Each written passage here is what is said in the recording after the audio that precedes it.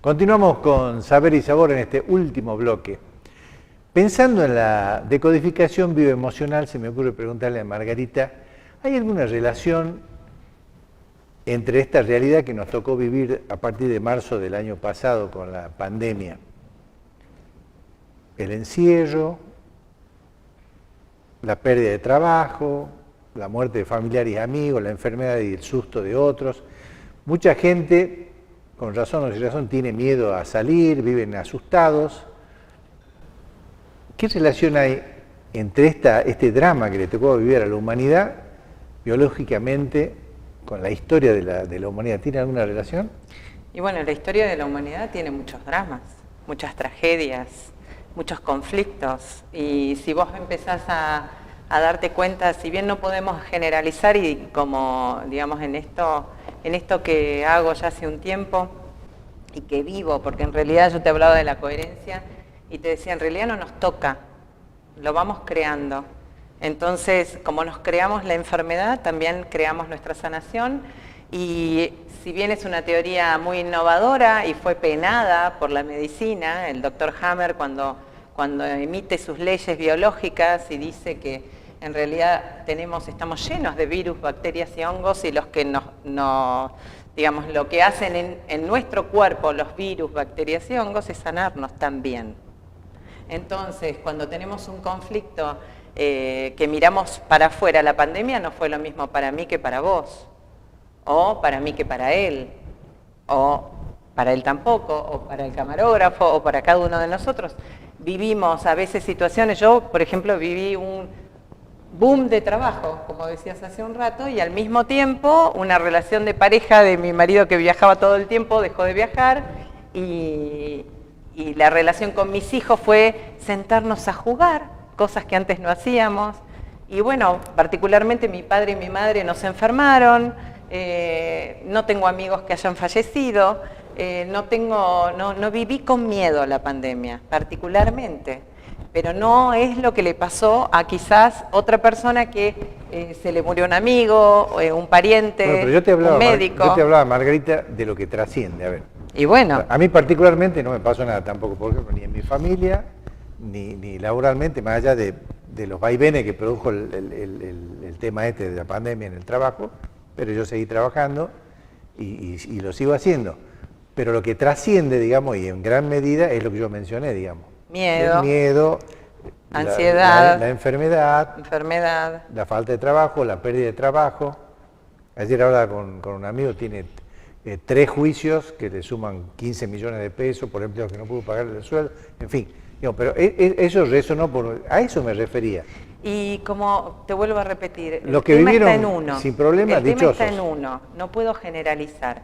A nivel los ancestros sí hubo todo el tiempo, hace 200 años atrás hubo pandemias. El otro día viendo mi árbol genealógico me di cuenta que hace 100 años atrás un abuelo murió luego de una pandemia porque quedó muy mal de un pulmón, entonces de una bronquiolitis, y en esa época no había lo que hay hoy. O sea, se repiten en ciclos biológicos, sí, el tema es cómo vos trascendés lo que te está pasando.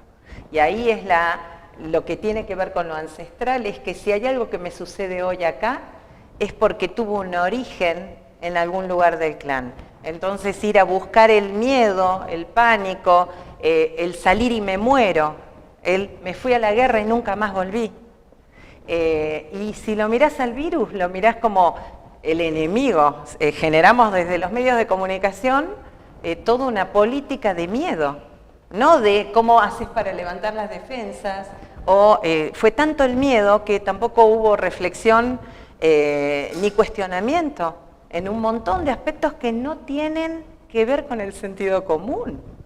Sí, eso claramente. Entonces, no, el sentido común dice, ahora estamos con un tema de vacunación y la vacuna es algo que vino desde hace, no sé, más de 50 años, no sé cuándo fue. Uno de mis abuelos trabajaba con el tema de vacunación. Y yo te puedo asegurar que una vacuna tenía un proceso, y esta forma en la que estamos haciendo las cosas no tiene sentido, porque si uno se pone a pensar, yo me vacuno e igual me enfermo, e igual contagio, e igual, o sea, no entiendo qué está pasando. creo que estamos en un momento en el cual necesitamos reflexionar, ser humanos, entender, comprender, discernir, poder hablar. Nuestros ancestros, si vivieron o no vivieron estas situaciones hace 100 años, seguro que sí. Y el conflicto que atraemos hasta hoy es cómo yo me voy a mover en un contexto en el cual hay un enemigo, y lo tomo entre comillas porque, como te dije, yo tuve una experiencia totalmente distinta en la pandemia, pero no es mi experiencia lo que vale, sino la de cada una de las personas que está escuchando esto.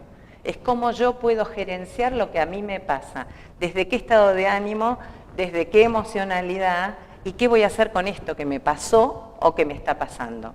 Porque a partir de ahí puedo quedarme atrapado en el miedo, como lo hizo quizás alguna persona, ¿no?, relacionada a mi familia y a mi sangre, y ahí sí hay una trascendencia, pero en realidad hay una conexión, ¿no?, de alguna situación. Lo mismo que cuando atiendo a alguien que me dice, mi mamá tuvo cáncer, mi hermana tiene cáncer y yo tengo miedo a tener cáncer.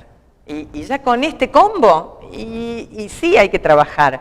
Y es importante entender qué es lo que te da tanto miedo, porque el miedo siempre te está cuidando, protegiendo, pero al mismo tiempo te paraliza y te dice, atrévete.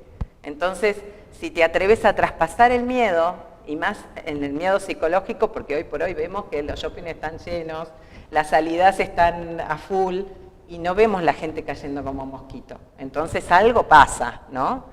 Yo creo que necesitamos, y es una invitación, por lo menos de parte mía, ya que tengo la oportunidad de hablar y que lo va a escuchar mucha gente, es que reflexionemos, que comparemos, que abramos a la ciencia, a los médicos, por favor, que son los encargados de ver la salud y que juran por la salud del ser humano, entonces de entender qué nos está pasando y que podamos poner el dinero para poder investigar y para no cometer errores, porque lo que está pasando a nivel psicológico es enorme. Y a nivel parental, dejar a no poder abrazar a tu papá, a tu mamá, si se fueron en esta pandemia, las cosas que pasaron no tienen nombre y no son humanas. Entonces, esa es mi invitación, ¿no? Si comparto. Ahora, ¿vos crees que todo ha sido creado? Yo no creo que haya sido creado, creo que el virus existe, pero también entiendo que la manera, entiendo la psicosomática. La psicosomática quiere decir que si te dicen que vos tenés cáncer, vas a pensar, me voy a morir. Y es muy raro que pienses que no, porque la palabra cáncer enfrenta ya un conflicto de diagnóstico. Entonces yo para trabajar con vos necesito que vos entiendas que vos te podés sanar, autosanar. Y no significa no ir al médico. Y que quieras. Yo agradezco que exista... Y que quieras sanarte. Y que quieras. Porque hay veces que vienen y me dicen, ¿sabes qué? Lo hago por mis hijos. Y le digo, no. Stop, volvemos. Porque primero te pones la máscara vos y luego se la pones al bebé, ¿no? Te lo enseñan claro. En lo básico del avión. Bueno, esto es lo mismo. Primero yo y luego el otro. ¿Cómo les impacta, Roberto, esto que dice estaba pensando Margarita? en lo que decía Margarita y digo, bueno, nosotros en la pandemia tuvimos 30 o 40 días y el único vínculo con la realidad que teníamos eran los medios de comunicación, la televisión sobre todo. O sea, todo lo que la televisión registraba y recortaba de la realidad es lo que consumíamos. ¿Sí? Muy pocos en realidad leían, muy pocos desarrollaban otra capacidad de comprensión de lo que estaba pasando, pero consumíamos 60 horas a la semana de televisión, Netflix, series, esto, lo que fuere, que es evasión. En definitiva, el televisor es una evasión, ¿sí? Porque de pronto no todo lo que aparece en televisión es la realidad. Eso, convengamos, ¿no? Vos sabés que a propósito de esto te cuento, cuando empezó este tema de la pandemia, nosotros nos preguntamos qué hacemos en nuestro programa, ¿no? Entonces yo llegué a la conclusión, y respeto todo lo que han hecho todos los medios de comunicación, porque creo que ha sido muy importante la información, y hay cosas que me gustan y hay cosas que no me gustan, pero las respeto a todas, y nosotros dijimos, esto parece un tablero de básquet, tantos muertos, tantos enfermos, tanto en terapia, tanto el otro, y eso, ¿te acordás que nos bombardeaban, digamos, con todos los medios con esto? Nosotros no hablamos jamás de la pandemia, jamás mencionamos la pandemia. Hemos hecho y salimos inclusive hasta de la política, porque si hablaba con los políticos caías en el tema de la pandemia, en la vacunación, y en los subsidios. Bueno, y nos dedicamos a la ciencia, a la técnica, al arte, a la cultura, al teatro, a la música, a nuestros poetas, y eso fue lo que desarrollamos en el año pasado y todo este año, ¿no? Y no tocamos el tema de la pandemia, y nos hizo bárbaro. ¿Es verdad? Sí. No, y la gente sintió que había algo distinto, o sea, que prendía el televisor y veía otra cosa, ¿no? Que lo que vos ofrecías. Sí, ofrecimos sin duda otra cosa, claro.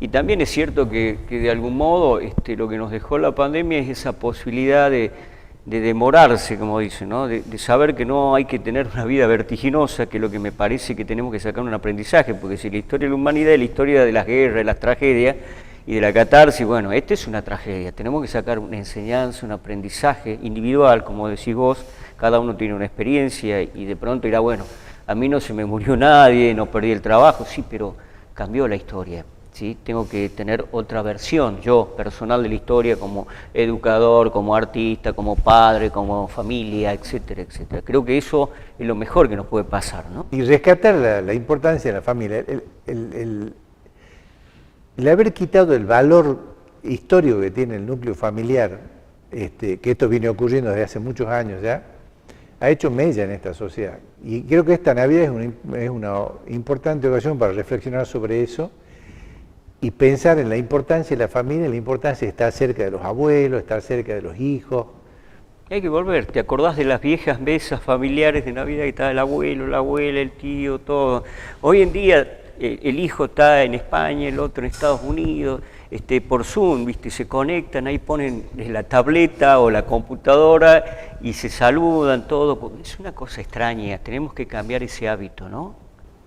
Por eso te digo que, por lo menos, bueno, no sé, mi madre muy particular, mi padre también, y mi madre, en ningún momento nosotros dejamos de abrazarla, de llevarla, de traerla, de invitarla, porque dije, tiene 83 años, se llega a morir, porque cada día es un regalo, y si yo no la toco, si yo no la beso, si yo no la abrazo, la voy a matar, pero la voy a matar de desamor. No del virus. El virus cualquiera puede morir, en cualquier momento podemos salir y nos aplasta un auto. Ese no es el punto. El punto pasa porque hay cosas que dijimos e hicimos que no son humanas y que políticamente son muy incorrectas, en el sentido de no dejar entrar a un pueblo, a ver, a nosotros nos pasó, a mi padre llevándole las cosas necesarias y él solo con la señora que lo cuidaba, y nos tuvimos que volver durante 900 kilómetros porque el intendente del lugar dijo, no, usted no entra, y al otro día se abrieron, y al otro día festejaban en Olivos, y al otro día pasaba todo lo que pasó.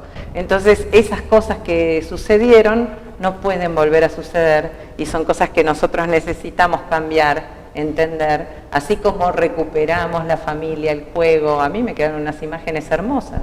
Buenos Aires totalmente vacía. Creo que uno de adulto tiene que tomar un poco de los jóvenes esa rebeldía y tampoco comprarnos todo lo que nos dicen, como lo que te pasó a vos con tu padre, y demás. Hay que protestar, hay que imponer, hay que pelear por tus derechos y hay que respetar la Constitución.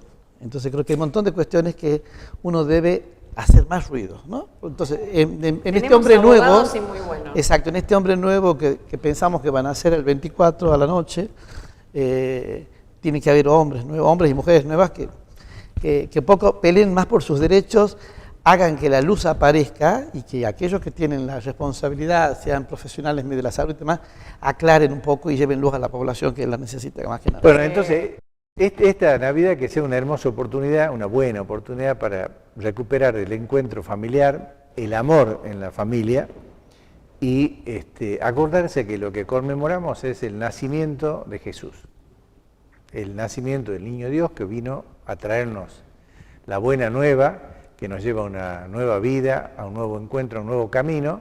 Y yo quiero brindar por eso, y brindar también, por supuesto, por mis amigos que me vinieron a acompañar en este programa y que hicieron un excelente aporte.